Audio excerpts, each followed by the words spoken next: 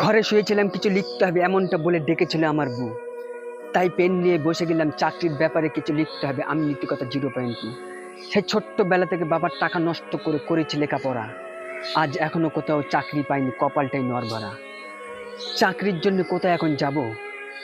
ঘুষ ছাড়া চাকরি কোথায় আমি পাবো? এই চাকরির খোঁজে গেলাম, দালাল বলে আমারে 50 থেকে 60 হাজার টাকা দিলে চাকরি দেবো তোমারে। 50 থেকে 60 হাজার দিতে তো হবে, সাথে দিতে হবে কিছু আম। 2 দিনের ভেতরে হয়ে যাবে তোমার কাম। এই টাকার জন্য দালাল পিছনে পিছনে ঘুরে। 1 কাপ চা খাবে, আরো 1000 টাকা এক্সট্রা দিতে হবে মোরে। পরের টাকায় বাড়ি আর ঘুষের টাকায় গাড়ি, হারাম পথে কামাই তোমার, পকেট করছো ভারী। একটা সইয়ের মূল্য যদি 50 থেকে 60 হাজার টাকা লাগে, এটা বুঝতাম যদি 2 দিন আগে, তাহলে লেখাপড়া করে কি ঘরে বসে থাকা লাগে? তাই এই পৃথিবীতে চাকরি করতে গেলে লাগবে ঘুষ, এটা আছে সবার জানা। এই ভিডিওটা যদি ভালো লাগে শেয়ার করতে, করবো না আমি মানা।